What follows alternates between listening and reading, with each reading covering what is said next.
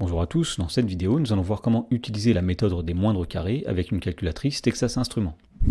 Dans l'exemple, on nous dit que le tableau suivant donne le nombre d'abonnements à Internet en très haut débit en France du premier trimestre 2015 au quatrième trimestre 2016. Effectivement, dans la première ligne, nous avons les trimestres, dans la deuxième ligne, nous avons le rang de chacun de ces trimestres, et dans la dernière ligne, nous avons les abonnements en millions. Dans la première question, on demande à l'aide de la calculatrice de donner pour cette série statistique à deux variables une équation de la droite d'ajustement de y en x, y étant les abonnements, x étant le rang du trimestre, obtenue par la méthode des moindres carrés. Alors on arrondira les coefficients en millième, et donc pour faire cela, on va commencer par rappeler ce qu'est une droite d'ajustement ainsi que la méthode des moindres carrés. Alors, lorsque les points du nuage de points d'une série statistique à deux variables sont sensiblement alignés, eh bien on peut construire une droite qui passe au plus près de ces points, et on dit dans ce cas qu'on réalise un ajustement affine de cette série. Alors cette droite s'appelle une droite d'ajustement de ce nuage de points. Et donc la méthode des moindres carrés, c'est une méthode qui permet de trouver l'équation de la droite d'ajustement qui passe au plus près des points. En pratique, pour trouver la droite d'ajustement à l'aide de la méthode des moindres carrés, on utilise une calculatrice. Donc c'est ce que nous allons faire maintenant avec une calculatrice Texas Instruments. Alors pour faire cela, eh bien on commence par appuyer sur la touche Stat qui est ici. Ensuite, on va dans Modifier, donc on appuie sur Entrée. Et nous allons commencer par compléter la première liste ici qui correspond au rang du trimestre XI. Donc la première valeur est 1, la deuxième valeur est 2, la troisième valeur est 3, etc. Voilà, dès qu'on a fini de compléter la première colonne qui correspond à la série XI, on va compléter la deuxième colonne qui correspond à la série YI. Alors la première valeur c'était 3,56 que l'on note comme ceci.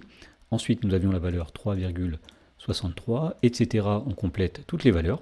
Ensuite, une fois qu'on a fini de saisir la deuxième colonne comme ceci, on appuie sur la touche Stat qui est ici, et nous allons à présent aller dans le menu Calque qui est à droite, donc on se déplace sur la droite, et on va chercher le menu numéro 4 qui s'appelle Règle in AX plus B.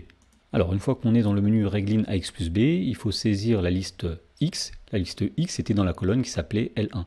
Donc nous mettons L1 ici, si jamais ça n'est pas L1 qui est inscrit, on appuie sur seconde ici et la touche 1 puisqu'il y a L1 juste au-dessus. Voilà, une fois que ça c'est fait, on passe à la deuxième liste, qui est la liste qui correspond à Y. C'était la colonne qui s'appelait L2, donc si jamais il n'y a pas L2, on fait seconde touche 2, puisque L2 est juste au-dessus. Et ensuite, on ne rentre rien dans les autres paramètres, on va directement dans Calculer. Et on obtient ici une droite d'équation Y égale à X plus B, avec le nombre A qui vaut 0,27 environ, et le nombre B qui vaut 3,16 environ. Et donc on en déduit qu'une équation de la droite d'ajustement est y égale 0,274x plus 3,156. Alors nous avons tout simplement repris les coefficients a et b que nous avons arrondis au millième. Dans la question numéro 2, on nous dit sur la base de ce modèle de calculer le nombre d'abonnements prévus au deuxième trimestre de l'année 2018. Donc l'idée ici, ça va être de trouver le nombre x qui correspond au deuxième trimestre de l'année 2018 et de calculer le nombre y correspondant grâce à l'équation que nous avons donnée dans la première question.